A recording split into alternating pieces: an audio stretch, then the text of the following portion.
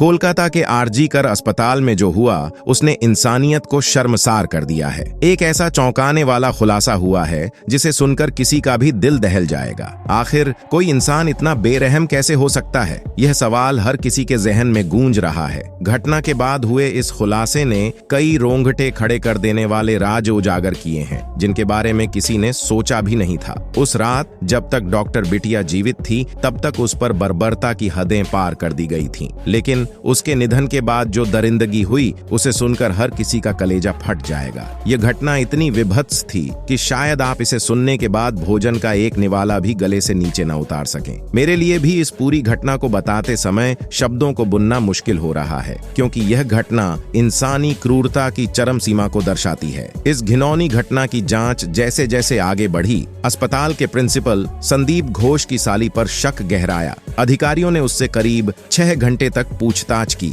और जो सच्चाई सामने आई उसने सभी को हिलाकर रख दिया। इसके साथ ही जब अधिकारियों ने संदीप घोष के लैपटॉप की जांच की तो जो कुछ उन्होंने देखा उसे देखकर उनके होश उड़ गए। यह खुलासा इतना भयानक था कि कुछ अधिकारियों ने अपनी आंखें तक बंद कर लीं। अब सवाल यह उठता है कि आखिर लैपटॉप में ऐसा क्या मिला जिसने सभी को हैरान कर दिया। धीरे धीरे इस मामले के हर पहलू पर से पर्दा उठाया जाएगा कि डॉक्टर बिटिया को इंसाफ मिले तो वीडियो को लाइक करके कमेंट में वी वांट जस्टिस जरूर लिखिए। मैं ईश्वर से पूछना चाहता हूं कि जब उस दरिंदे ने डॉक्टर बिटिया के शरीर को नोच नोच कर घायल कर दिया तब आप कहां थे? जब वह मासूम लड़की चीख चीख कर मदद की गुहार लगा रही थी, क्या आपने उसकी चीखें नहीं सुनी? क्या इंसाफ की घड़ी अब आएगी जब उसकी मां को यह भरोसा हो सके कि उसकी बेटी की आत्मा को शांति मिल गई है? उस भयानक रात जब दरिंदे ने डॉक्टर बिटिया के शरीर को दांतों से नोचा, उसके शरीर पर गहरे जख्म छोड़ दिए।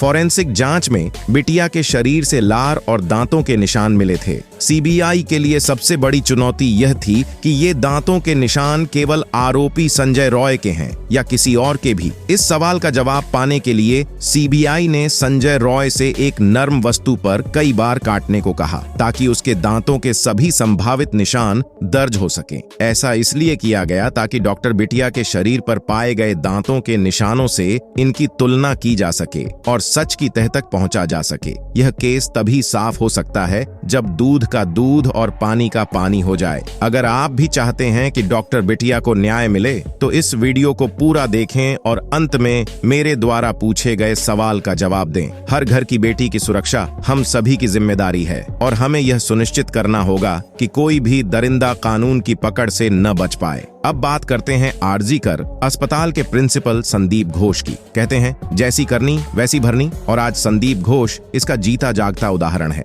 जेल में वह आज उन सारी सुविधाओं से महरूम है जो उसे पहले आसानी से मिलती थी। जेल की कठोर सजा ने उसे ऐसा झटका दिया है कि वह खुद ताश के पत्तों की तरह बिखर गया है। बड़े बड़े घमंडी लोग जो कभी अपने पद का गलत फायदा उठाते थे अब कानून के सामने नतमस्तक हैं। आप सब जानते हैं जब पुलिस का डंडा चलता है तो इंसाफ अपना रास्ता खोज ही लेता है। अब देखना यह है कि डॉक्टर बिटिया को कब और कैसे इंसाफ मिलेगा। पुलिस का डंडा चलता है तो इंसाफ अपना रास्ता खोज ही लेता है और अच्छे अच्छे को ठंडा कर देता है। जेल में बंद आरजी-कर अस्पताल के प्रिंसिपल संदीप घोष को अब जेल के नियमों के तहत एक कंबल, तकिया और चादर दी गई है। हालांकि यह सोचना मुश्किल है कि ये सुविधाएं घोष को किसी भी तरह का सुकून पहुंचा रही होंगी। उसकी जेल की सेल में एक छोटा सा बाथरूम भी है ताकि वह जरूरी जरूरतें पूरी कर सके, भले ही वह कुछ खा न रहा हो। पुलिस ने उसकी जरूरतों की व्यवस्था कर रखी है। लेकिन दूसरी तरफ संजय रॉय की शातिर चालों ने सीबीआई को भी हैरानी में डाल दिया है। सीबीआई की नजरों में संजय रॉय की हरकतें संदिग्ध बनी हुई हैं। सीबीआई चाहती है कि संजय का नार्को टेस्ट कराया जाए ताकि वह सच सामने आ सके जिसे वह अब तक छिपा रहा है। जैसा कि कोर्ट में सुनवाई के दौरान CGI chief justice of India ने कहा था, उन्हें वह चालान दिखाया जाए जो शव को पोस्टमार्टम भेजने से पहले तैयार किया जाता है। अगर यह चालान मौजूद नहीं है तो पोस्टमार्टम करने वाले डॉक्टर को शव को हाथ लगाने का अधिकार नहीं है। इस संदिग्ध चालान की अनुपस्थिति ने मामले को और भी उलझा दिया है जिससे जांच में गड़बड़ी का संदेह बढ़ गया गया है।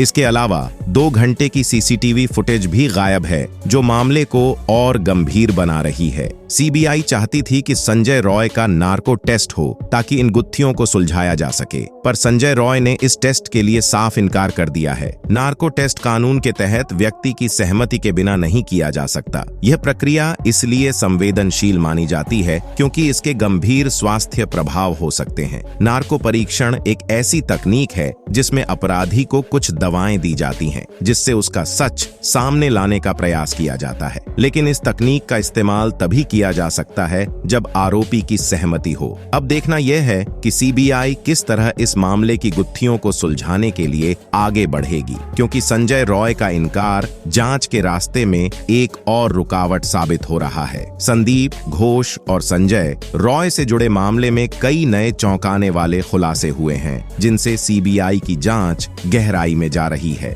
इस केस में संजय रॉय का नार्को टेस्ट कराने की बात सामने आई थी, जो एक व्यक्ति को आंशिक रूप से अचेत अवस्था में ले जाने वाली तकनीक है। इस तकनीक का इस्तेमाल उन संदिग्धों से सच उगलवाने के लिए किया जाता है जो सामान्य पूछताछ में सहयोग करने से मना कर देते हैं। संजय रॉय द्वारा नार्को टेस्ट से इनकार करना जांच में एक बड़ी रुकावट बन गया है। अब यह सवाल उठ रहा है कि आखिर वह किस साजिश को छिपा रहा है और क्यों उसने इस परीक्षण से बचने का निर्णय लिया। आइए उन 3 बड़े खुलासों पर नजर डालते हैं जिन्होंने सीबीआई को भी चौंका दिया है। खुलासा नंबर 1, संदीप घोष की जानकारी का समय। सीबीआई की जांच के अनुसार आरजीकर अस्पताल के पूर्व प्रिंसिपल संदीप घोष को डॉक्टर बिटिया की मृत्यु की सूचना 9 अगस्त की सुबह 10:02 पर मिली, लेकिन इससे पहले अस्पताल के अधिकारियों ने डॉक्टर बिटिया के माता पिता को सूचित किया था कि उनकी बेटी ने आत्महत्या की है। सवाल यह है कि यदि संदीप घोष को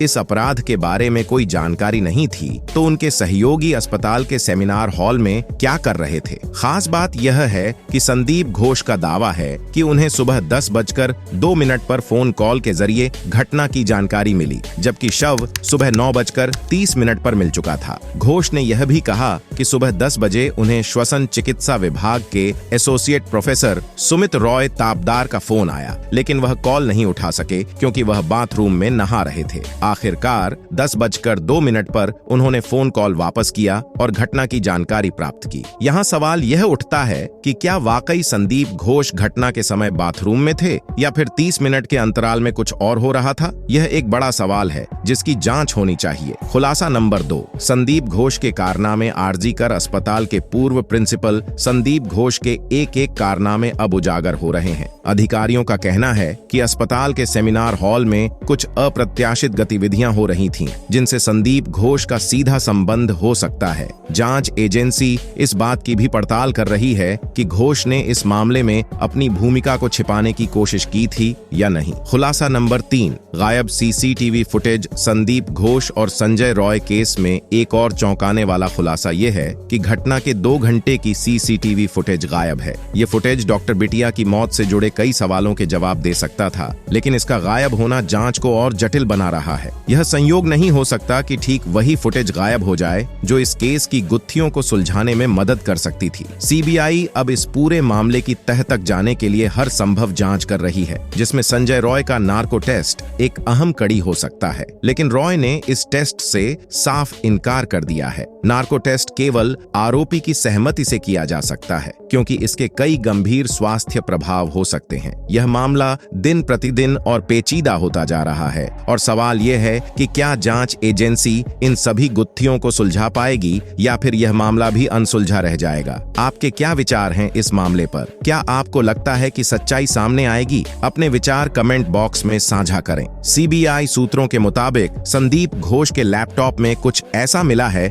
जिसने जांच एजेंसी को चौंका दिया है। जांच एजेंसी के मुताबिक संदीप के लैपटॉप से कई नग्न पुरुषों की तस्वीरें मिली हैं। वैसे 2017 में हांगकांग की एक घटना भी सामने आ चुकी है, जहां संदीप घोष ने कथित तौर पर हांगकांग के क्वीन एलिजाबेथ अस्पताल में एक पुरुष नर्स के साथ छेड़छाड़ की थी। आरोप है कि हांगकांग के अस्पताल में जब मेल नर्स अपने कपड़े बदल रहा था, तभी संदीप कोलकाता के आरजीकर अस्पताल में हो रहे घोटालों और आपराधिक आपराधिक गतिविधियों का पर्दाफाश होते ही अब एक चौंकाने वाला खुलासा सामने आया है। अस्पताल के पूर्व प्रिंसिपल संदीप घोष पर गंभीर आरोप लगाए गए हैं। एक मामले में संदीप घोष पर आरोप है कि उन्होंने एक नर्स के नितंबों पर हाथ मारा और उसके निजी अंगों को छूने की कोशिश की। हालांकि उस समय संदीप घोष ने इसे गलतफहमी का नाम देते हुए दावा किया था कि वह नर्स को दर्द से राहत देने के लिए एक विशेष एक्सरसाइज करवा रहे थे। अब इस मामले से जुड़ी नई जानकारियों ने कोलकाता में सनसनी फैला दी है। सूत्रों के मुताबिक संदीप घोष के लैपटॉप से कई पुरुषों की नग्न तस्वीरें बरामद की गई हैं। यह लैपटॉप उन्होंने